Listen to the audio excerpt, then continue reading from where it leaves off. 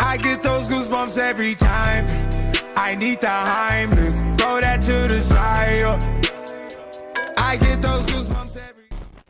The NBA Finals are one of the better times in the NBA calendar. It has the best of the best battling it out for the championship trophy. Usually, the NBA Finals are clean and are mostly fair, although some people may be willing to say otherwise.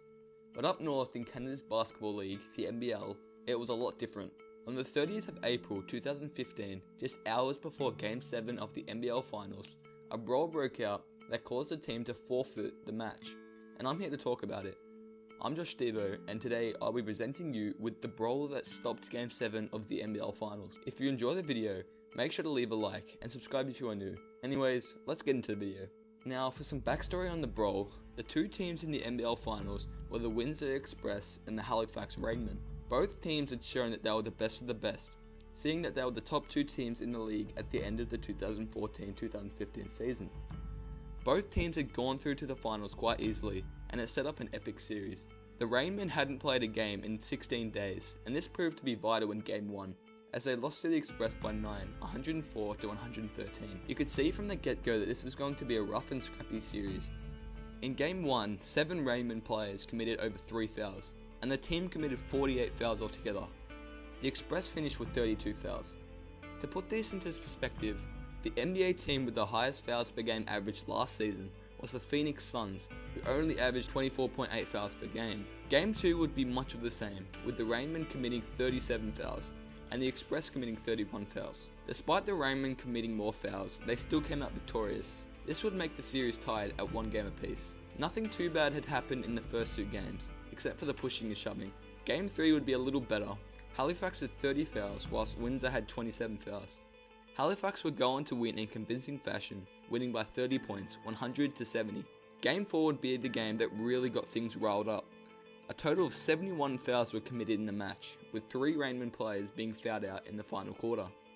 In turn, both teams often exchanged trash talk, and officials were forced to separate the players.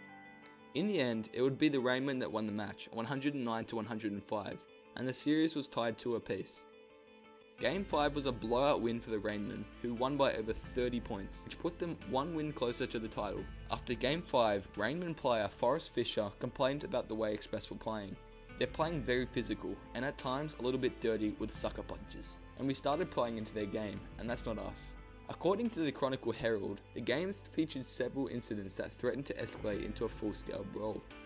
The team's coaches would frequently have to break up skirmishes and confront officials for what they felt were bad calls.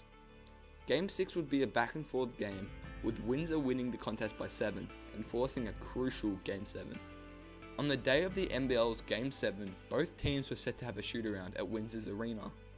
The Express was set to have their shoot-around at 1 PM, before the Rainmen were set to have theirs. The problem was that the Rainmen turned up at approximately 11 AM, 2 hours before the Express. Express assistant coach Jerry Brompton recounted, "They snuck in here before they even had the lights on. We were here in the dark. I opened up the curtain and I looked in, and there they were. They were still here working out, so they had been here for a while." The Express found this annoying and asked for them to leave, but they refused, and Rainmen center Liam McMorrow would steal the ball from Windsor's head coach Bill Jones and dunk the ball. Jones would attempt to retrieve the ball from McMorrow. McMorrow would then pretend to throw a punch, and that is where things got ugly. Jones would tackle McMorrow to the ground, and Express guard Tony Bennett would follow that up by hitting a steel chair and hitting McMorrow with it. Jones would say that the Rainmen kicked me and tried to take swings at me, and my players were there and they came to my rescue to be able to get me up. Soon the fight escalated, with staff members and players from both teams getting involved. The Windsor police were called, and they were told that 15 to 20 men were in a fight. By the time that they had arrived, the fight had stopped, and the Rainmen were already at their team bus.